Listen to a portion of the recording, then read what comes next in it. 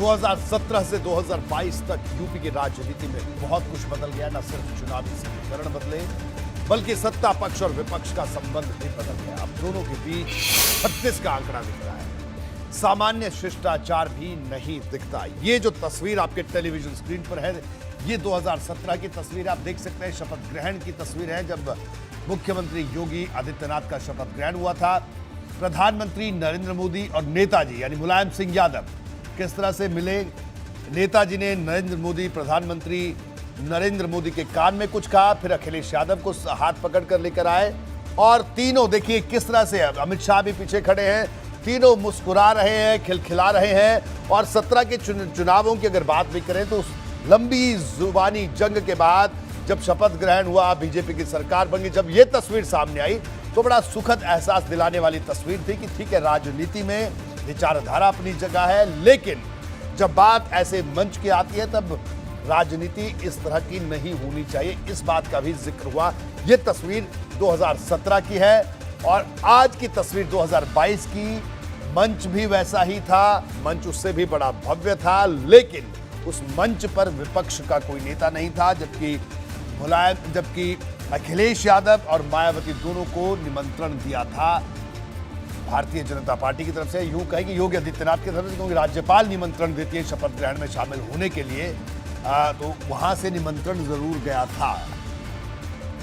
वीरेश, ये जो दो तस्वीरें हम दिखा रहे हैं, खासतौर पर 2017 की तस्वीर हम दिखा रहे हैं और 2022 की तस्वीर आज दिन भर हमने दर्शकों को दिखाई।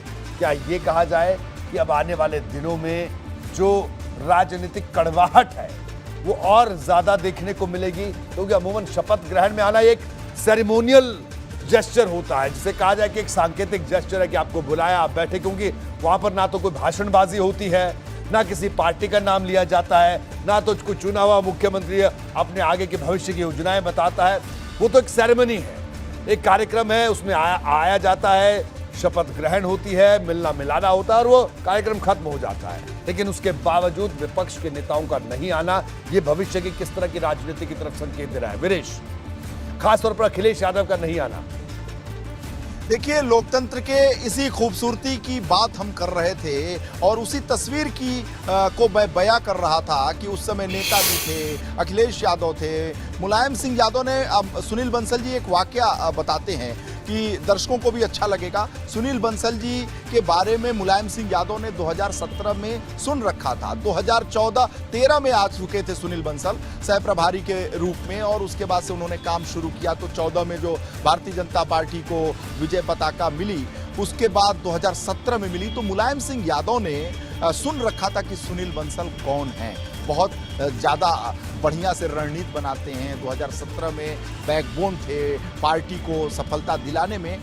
तो जब परिचय कराया, यानी सुनील बंसल का किसी ने परिचय कराया, सुनील बंसल ने प्रणाम किया मुलायम सिंह यादव को, तो मुलायम सिंह यादव खाटी नेता, उन्होंने कहा अपनी भाषा में कि अच्छा आप सुनील बंसल हो, आप सुनील बंसल हो।